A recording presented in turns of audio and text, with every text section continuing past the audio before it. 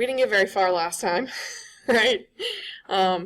So I'm thinking we probably aren't actually going to finish this until Monday, so I haven't posted anything new yet, this lecture. But we will definitely finish it up on Monday. If I, over the weekend or the next couple of days, feel like we may get through more, depending on where we end today, I'll post something for you. Does that make sense to you guys? All right. You already have all the objectives, right? You should be reading in your book. I don't know how in this new system to spy on you guys to know if you guys have actually signed up for the ebook or not. I knew how to do that in Connect. I haven't learned how to do that in Wiley, or if it's even possible. But make sure you somehow have access to your book, or buy the book, or get on the ball as far as the book goes. And pretty soon you're going to start having assignments in Wiley Plus, so you're going to need to have access to that if you haven't already signed up for the free access. We went over that last time at the beginning, so hopefully people are set on that. If you need help, you can come up and see me after class. I'm not going to bolt out of here, although I don't know if someone's coming in after me. Does someone come in here after me? Do you guys remember? I don't know. I haven't checked the schedule. Someone does? Okay. So we could go to the division office in powwow if you need help with anything. Wednesdays is the only day that I won't talk to students after class because I have lab after this class. So I'm going to be packing up and bolting. You can talk to me while I'm walking. I don't care if you follow me.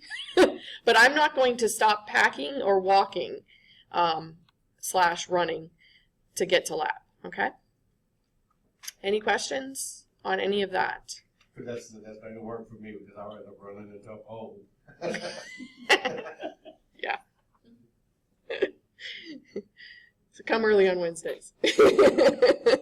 That's all the time, right? I'll be out there because there is a class in here before us. So, okay. So last time we started talking about, and we said about how this was associate. So this is a matching type question, right, on the exam, where you match the disease name with some description of the disease. So we started talking about anthrax last time, and I think we did pretty good on that.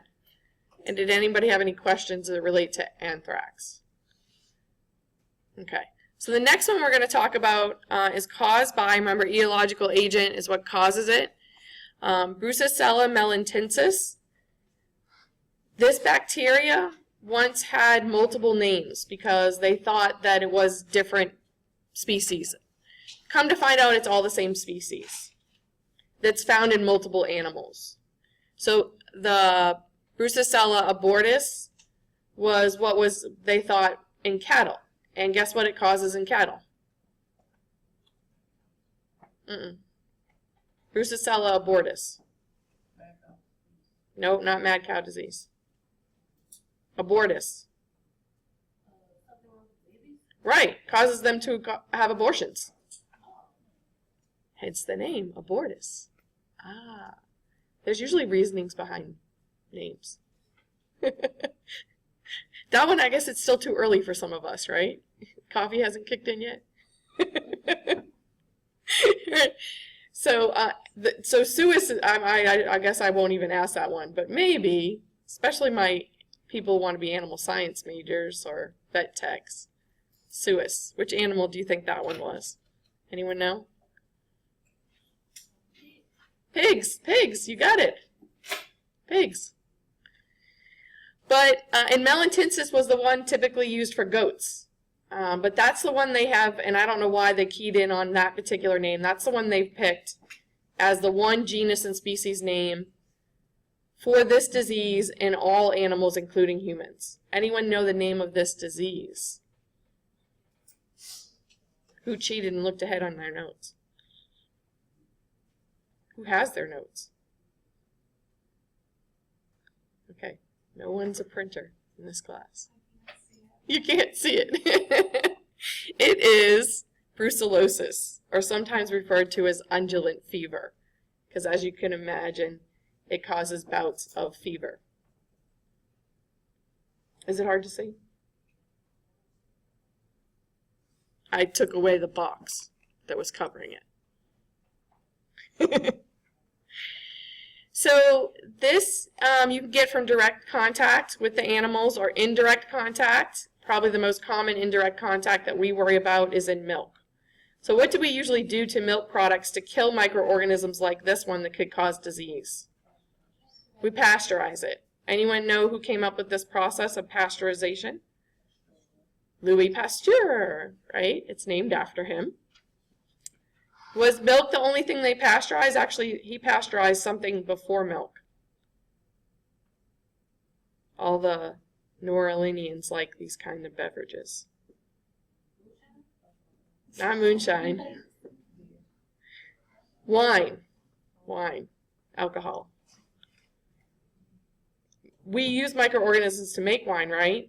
But other microorganisms cause wine to spoil. So they use pasteurization to kill off the ones that would cause it to spoil. And then this technique was further used for things like milk that contained pathogens that could make us sick. Does it kill all microbes when we pasteurize something? No, it just reduces the number significantly. And there's several different types of pasteurization that we'll talk about later when we talk about control of microbes in Module 2.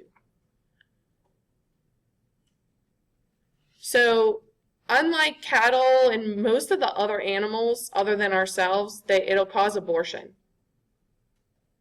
Humans, it does not, thankfully, but can still cause a pretty serious infection that you would need to take antibiotics for. This one is also listed as a bioterrorist agent,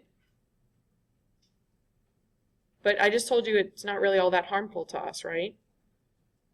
So why are we worried about some terrorist spreading this in the United States?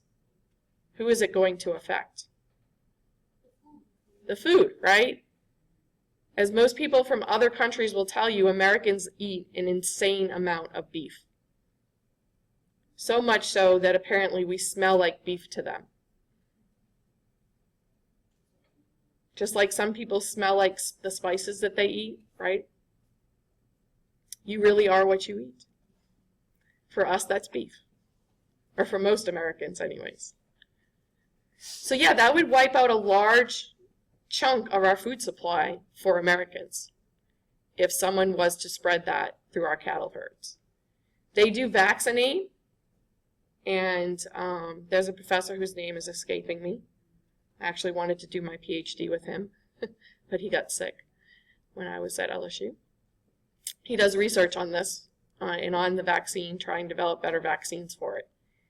You have to go through an extensive background check to be able to work in his lab, right? Because of the potential of this getting out. The bison in Yellowstone National Park, which, by the way, bison and buffalo are not synonymous terms, or that most people use them synonymously. There is a difference between bison and buffalo.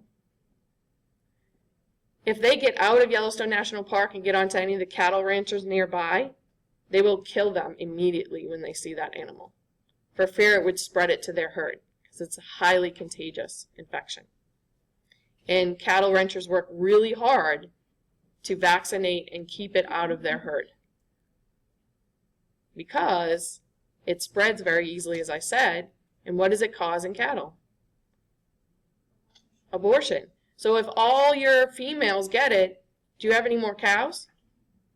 No. You just lost a whole generation. You got to buy a whole new set of cattle. Not cheap. So they could be carrying it, the bison, so that's why they would kill them, so that they couldn't contaminate their herd, mix in with their herd. There is a vaccination program that is going on in Yellowstone National Park, though, to try and vaccinate the bison, to help protect them as well. So the bison automatically have it, like, in their blood? They'll transmit it in their milk too, but yeah, they could have it in their blood.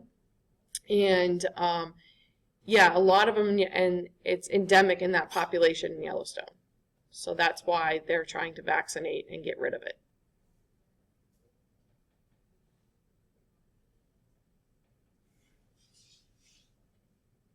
So when you travel to other countries, do they drink milk other than cow's milk? Yeah, what's more popular actually in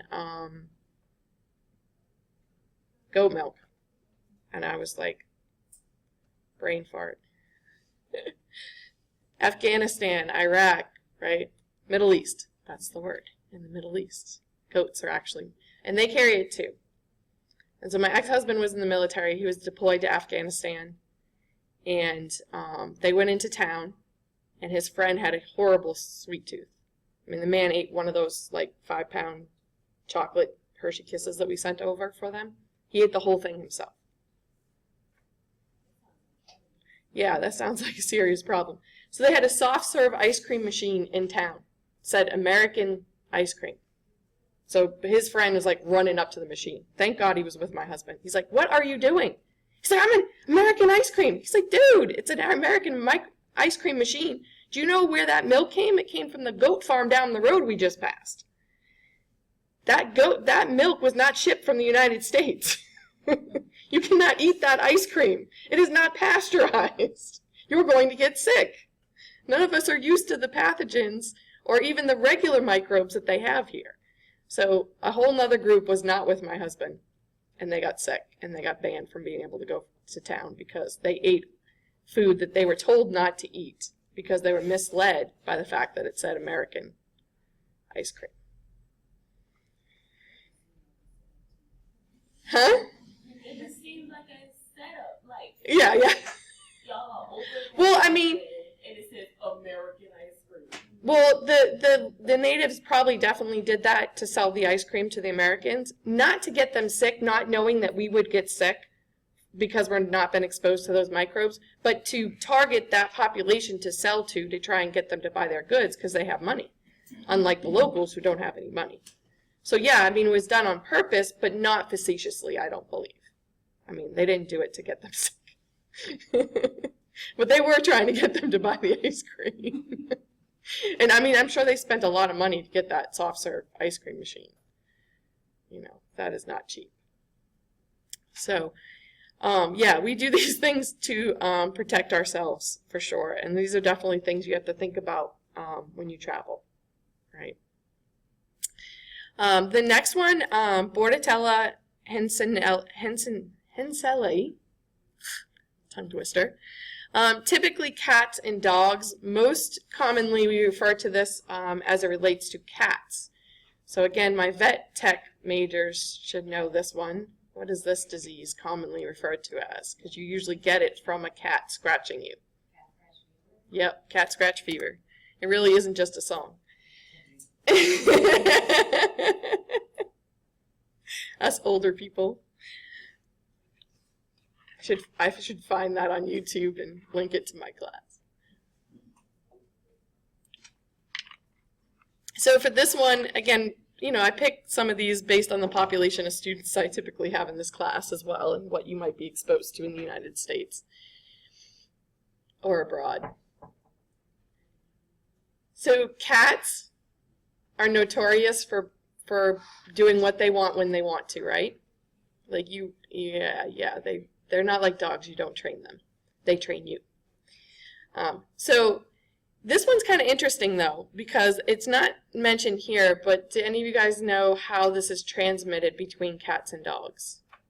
It's a bacterial infection, but there is a vector involved. In other words, another organism that transmits it between these animals. Fleas. Fleas. Fleas. So the fleas are also infectious, too. Typically the problem is that someone messes with a cat you're not supposed to mess with, right? Typically the stray cats, which if you can get close enough, or depending on how much they cut off, if one of their ears is flat on the top, it's been cut off, they've been part of the neuter program. So they've been spayed or neutered depending on whether they're male or female. So that's one good news. They're not contributing to increasing the number of stray cats in the neighborhood. And some people believe they help keep down rodents. I don't know how I feel about them. My son wants to pet them, of course, right? Because they're cats, and he thinks, oh, well, you know, my friends have cats, so cats must be friendly, right? No, not all cats are friendly.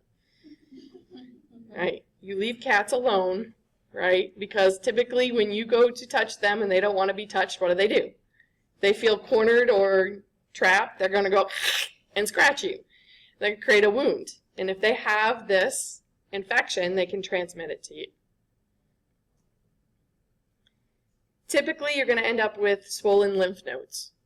And they can go away on its own, but antibiotics, of course, can help the infection go away faster. And this is a gram-negative. You can take something as simple as straight-up penicillin against this bacteria, and it'll kill it.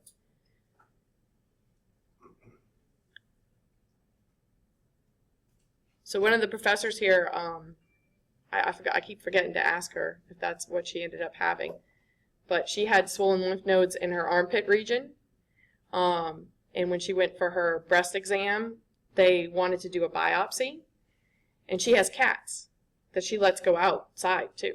So there's, a really good possibility that maybe she had cat scratch from her cats. And I said, biopsies are not cheap. I've been there, done that. Even when you have insurance, they send you a $400 bill. It's great. Meanwhile, while you're freaking out, you might have cancer. But I said, you might want to try a round of antibiotics first, right? Because that swollen lymph node might not be cancer. It might be cat scratch, right? And she's a pathologist. She's a doctor. She knew this as well, and was like, hey, yo, there's a possibility. I have cats. I might have cat scratch. Let's not, cut me up first. Let's try some antibiotics. All right, so this is something to be aware of, right? Especially you guys in vet tech and stuff. This is something that could happen if you already have a wound and you're working with an animal at the clinic and they have it. You could get the bacterial infection from it. So if you've got swollen lymph nodes near the site where you have a wound, right? Go to the doctor, get it checked out. It might be cat scratch. So the last three are all a bunch of viruses, right? We freak out about viruses because, again, all of these are called arboviruses, and there are different ones. The ones that can cause encephalitis, the St. Louis strain, or the Venezuelan equine, or the Western equine. And then, of course, what do we worry about as far as mosquitoes right now, potentially coming to the United States? Zika, right? So these are all viruses that are in a classification known as arboviruses because they're transmitted by what vector? Mosquitoes, right? They're transmitted by the bite of a mosquito. So the carriers for St. Louis are typically birds, right? How we get infected is usually not contact with these animals, but with the mosquitoes that have also had contact with these animals. So Venezuelan equine, right, that one, of course, is predominantly in horses, is where we get the exposure. But, it can be carried by other animals, so such as rodents.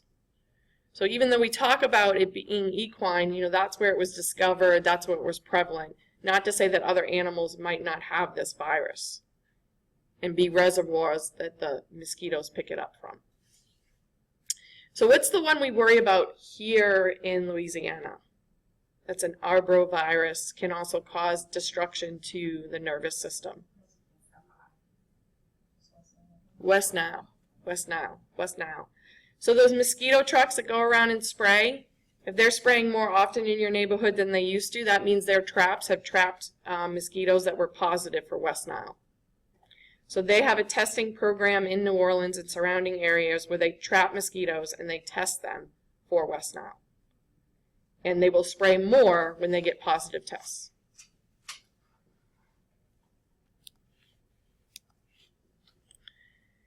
So Giardia instantalis, and this one sometimes was given the name vaginitis because it can also infect the vagina.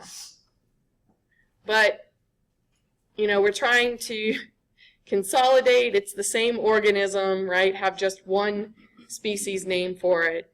And most scientists accept the name Giardia instantalis instead of vaginitis.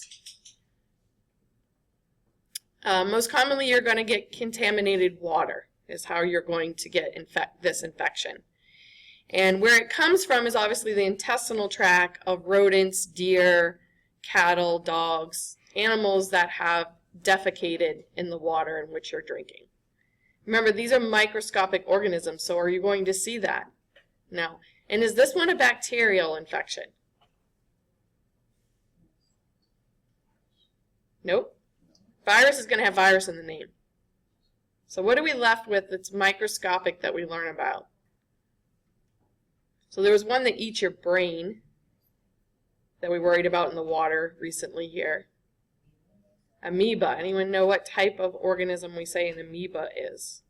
It's a unicellular eukaryotic organism, commonly known as a protozoa. And so, of course, the disease is Giardias, based on the genus name of the organism. So if you hopefully have started reading, definitely the first section and the last section in chapter 1, you heard about Anthony von Leeuwenhoek, right? And he actually was the first, we believe, to see this organism because he was a very curious individual. And he looked at just about everything that he could with the lenses that he made, right? Probably some of the first microscopes other than what Robert Hooke looked at. He looked at his own poop and saw Giardia. So that's how we get samples, right, to make slides to be able to look at them in the microbiology lab. So the slides that we were given from Carolina several years ago for the microbiology lab contain a whole bunch of literally crap, poo, shit, whatever you want to say, fecal matter on the slide along with the Giardia. So it's really hard for beginning students to, figure out what they're supposed to be looking at. Not to mention they weren't very well stained slides. So me and another professor here, Miss Brock, we've had her for anatomy and physiology, her background is actually parasitology. So she's got a lot of microscope experience, and so do I. We raced one day to see who could find these specimens the fastest. I won, by the way. But yeah, it was not easy. It was not easy. So in lab, we won't look at those slides because it would take us all lab period and 3 more for a beginning student to actually find them on the slides, unfortunately. Those of you guys that are vet techs, on the other hand, these are the types of things that you may be asked to do. So maybe I could hit up some of my vet friends for some better slides. We had some from a colleague of mine, Miss Onspa, when she was here, an old lab she worked in. They'd given us some slides, but they weren't cover slipped, so they've deteriorated over time. But I bought a kit for making cover slip slides, so if I get some slides, I can make them last longer. You can see these. So this is another reason why when you go hiking and camping, you don't want to just drink right out the creek, although most of us in Louisiana know that that wouldn't be your best option, right? The next one, it's pretty easy, right? The etiological agent and the disease name are pretty much the same. So as you can guess, right, I'm not going to put the etiological agent as a choice in the matching because that would basically give you the answer, right? So pulmonary syndrome hantavirus is the disease we know as hantavirus pulmonary syndrome. Instead, you need to know that the usual suspect that we'll get infected from, other than humans, are deer mice. And in truth, they're fleas, or how it's transmitted among them as well. So the saliva from the mice, the urine or the feces, as well as the feces from the fleas, could cause you to get this infection. And then also, if these things are in the environment, they can become aerosolized, right? So again, it's a virus. It doesn't need a living organism to be infectious, right? It could be in the air. This is why, especially if a home has been sitting since Katrina and rodents may have taken up residence in it, if you find any nests, you walk back out the door and you hire a professional to clean up that place before you start working in it. Because you don't know what diseases, right, they could have been carrying, and that stuff can stay viable for as long as even since Katrina. This is also why I'll terrify you guys for a second. Any canned foods that you purchased, you should always wipe the top of them, clean off the top of them before you open them, especially if you're not going to cook the contents.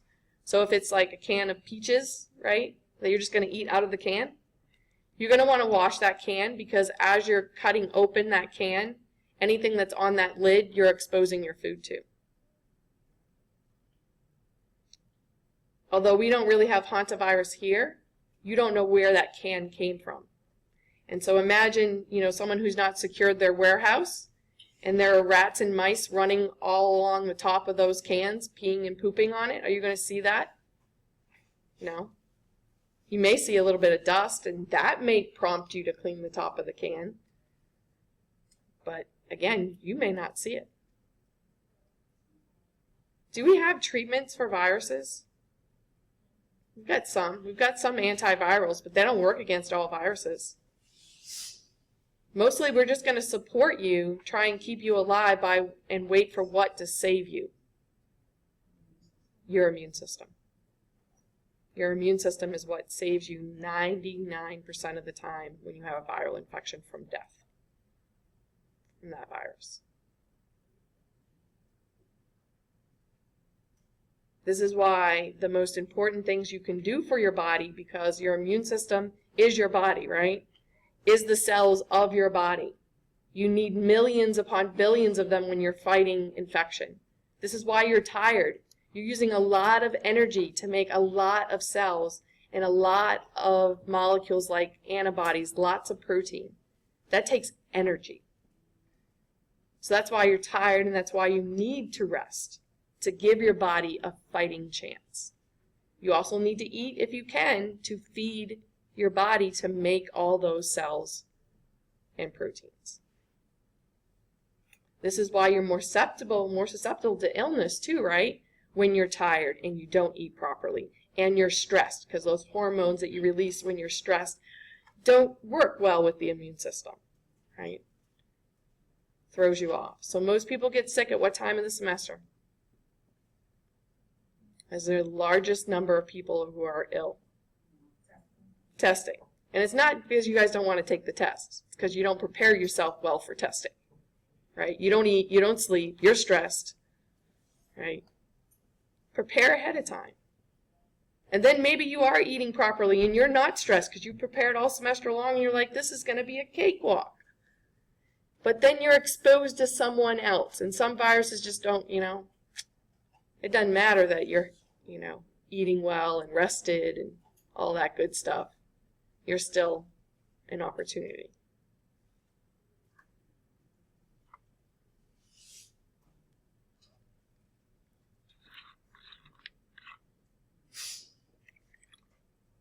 I talk about this one even though it's not prevalent again here, but you could travel, and apparently there has been a case of this due to a Christmas tree that traveled from the Northeast. So this is caused yet again by a bacteria. It's a very interesting bacteria, Bordetella Bordetella. It's one of the few bacteria out there, instead of having a circular DNA chromosome, it actually has linear pieces of its chromosome. So very similar to what eukaryotic cells have, but it's a bacteria, it's prokaryotic. It's transmitted by ticks, typically deer ticks. Anyone know the name of this disease? It's found predominantly in the Northeast. Lyme disease. And it's named after the fact that it was discovered in Lyme, Connecticut. So where I grew up in Massachusetts was highly prevalent. I went to college with a girl that unfortunately had gotten the infection. She didn't receive treatment soon enough, and she suffers even to this day to the joint damage that happened when she had the bacterial infection.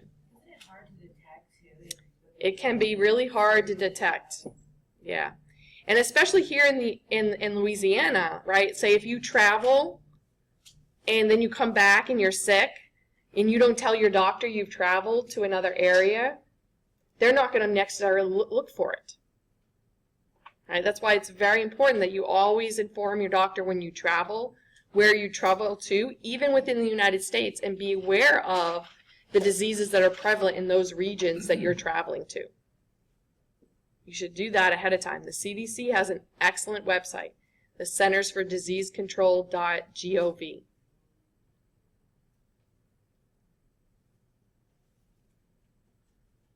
And they have lots of information that's, user-friendly. Like, you don't have to be a microbiologist like myself to understand it. And that's where, like, when you get a vaccine at the doctor's office, especially if you have a young kid and you're going through all the vaccines that they go through when they're young, those pamphlets, that's exactly where it comes from. It's from the CDC.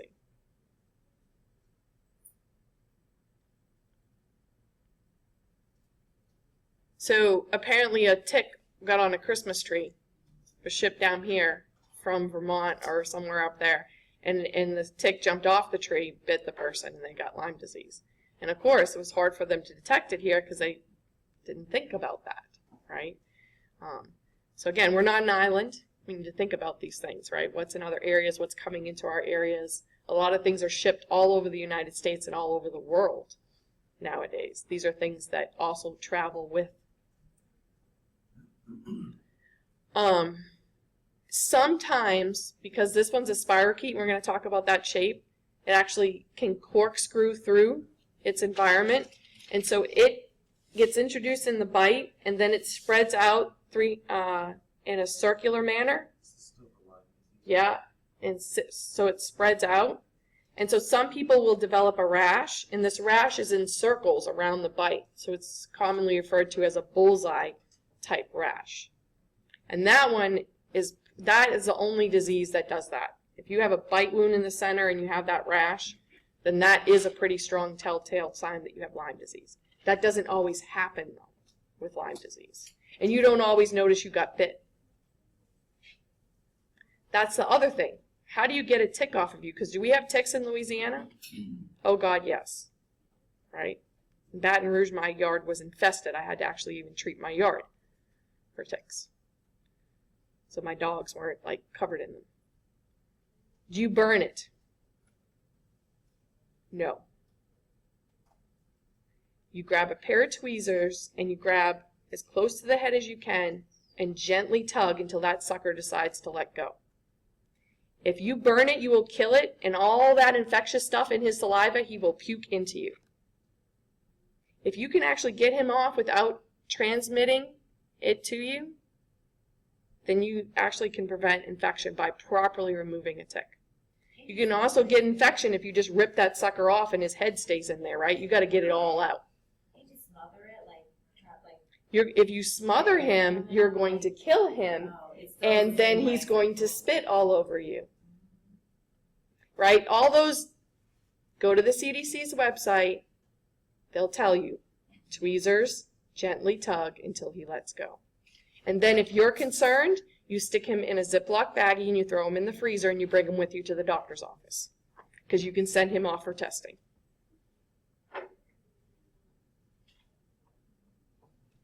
Got me? And again, know where you're going, know what the risks are. Yersinia pestis, commonly referred to as the plague, wiped out, they believe, half the world's population at one time. Caused by what type of organism? Yersinia pestis. What is that? Is that a virus? Is that a bacteria? Is that a protozoa? It doesn't have virus in the name, so it's not a virus. Most of them will have virus in the name. So is it a bacteria or is it a protozoa?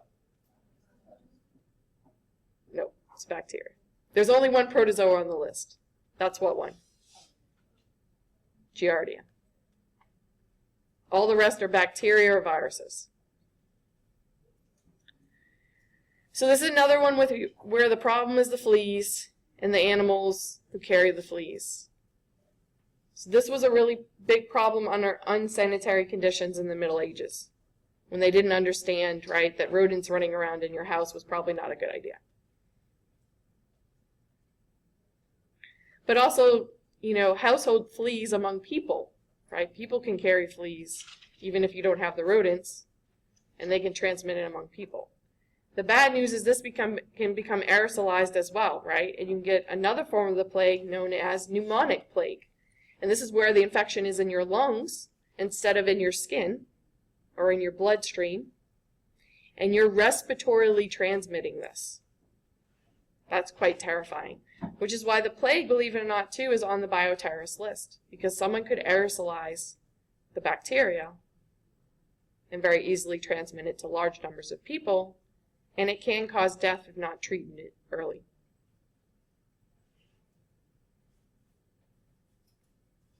So that's why we talk about it. And it still exists in the United States today. There's not as many cases, but it still happens. It's still out there. We haven't gotten rid of it. So the last one's easy, right? The bite of a rabid animal. So this is rabies, which is caused by what type of infectious agent? Notice I didn't say organism. What causes rabies? Come on, vet techs. Is it a bacteria or is it a virus? Virus. It's a virus. Hence why I covered it up. It's the rabies virus. What's the #1 carrier in Louisiana? Leave them alone, especially if they're out during the day. Raccoons. Raccoons and bats. There's some rumor going around, I don't know how much validity, I've done a little bit of research that apparently possums can get rabies, but they're less likely to get rabies. Again, nocturnal animals like possums and raccoons, if they're out during the day, I'd call animal control. It's not normal behavior. And I'd leave them alone. At LSU Vet School, I can tell you when I was there, if people brought them in, even babies, they killed them immediately and autopsied them to see if they had rabies. 9 out of every 10 brought in had rabies.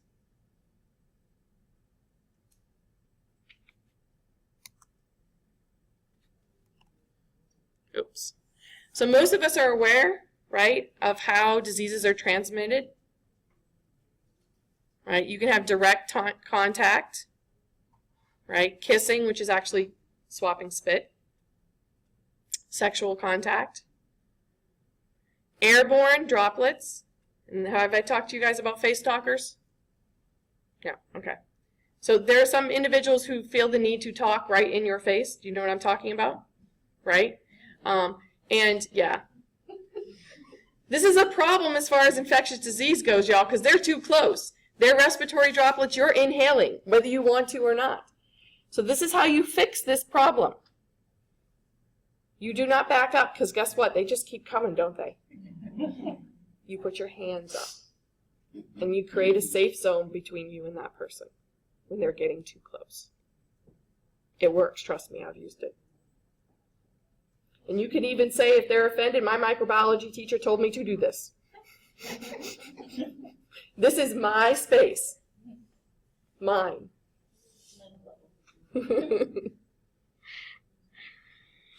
Okay, unfortunately women can transmit to their babies, right, via the placenta. What are some infections that we worry about traveling that way?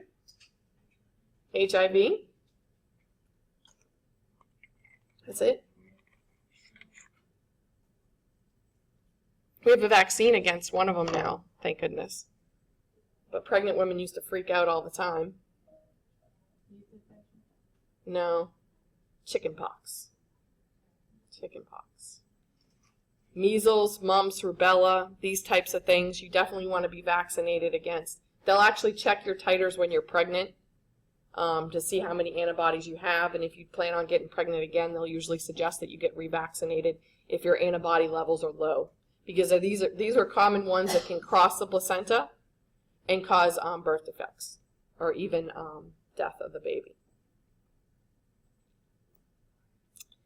So vectors, right? So things like mosquitoes and fleas and ticks, right, are our least favorite things. The reason why we don't like them so much is they will bite us and they will transmit disease to us. In Africa, they have tsetse flies that transmit a disease known as African sleeping sickness. It's a protozoal disease, the trypanosoma. Brucei or Gambesi, two different species out there. They're the reason I didn't go to Africa when I was in college. I had a chance to take a trip there, and I didn't. I 100% regret that now. You can kind of avoid these things, right? If you know about it, you can kind of avoid it. But I got scared when I took my pathology class and didn't go. So don't not go places, right? Just be aware of how you should protect yourself while you're there. And then we know about indirect contact, right? We could touch surfaces, inanimate surfaces, right? Desktops, doorknobs, things like that can become contaminated, especially with people who are ill and they don't take precautions. And also, do we always know when we're sick? No, you have a period before you're showing symptoms called the incubation period, right? Where you really can't help it. But of course, if you know you're sick, you should take precaution, right? Limit your exposure to other individuals and be careful as not to make other people sick. It's common courtesy. Not everyone follows that, though. Your food, your water, biological products can be contaminated. Things can become airborne where it's actually in the air for long periods of time.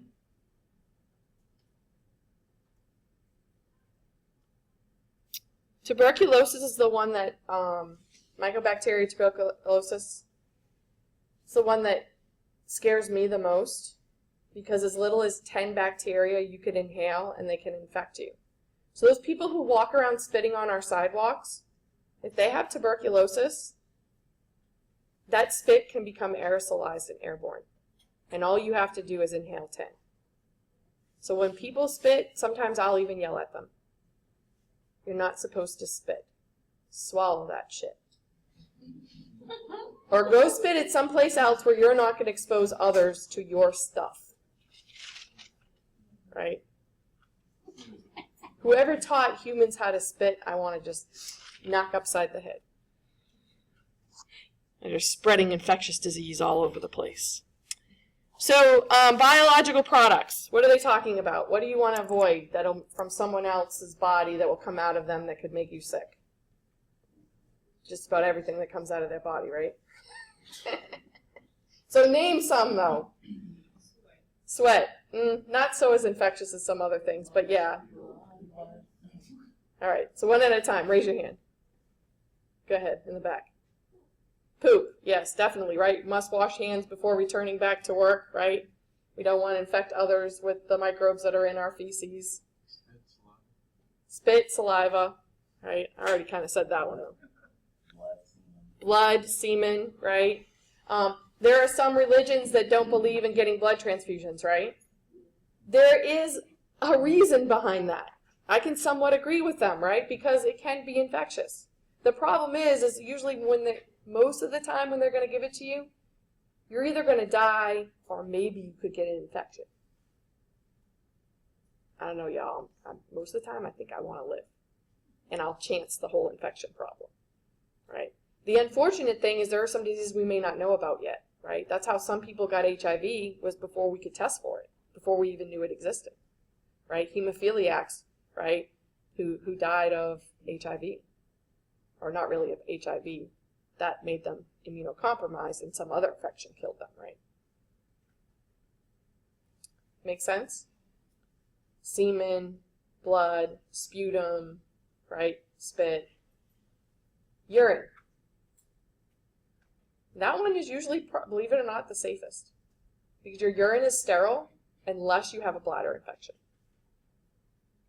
Should you ever drink it if you're stranded in the wilderness? Or whatever. No water situation. No. You urinate to get rid of what? Waste. toxins from your body. Don't stick that shit back in and make it have to do it all over again. That's a waste of energy. And your body will conserve as much water as possible when you're in those type of situations. So those of you guys that don't like to drink water, what happens to your pee? It's yellow and it stinks, right? That's because it's what we call concentrated. If yours is very yellow and very smelly, drink more water.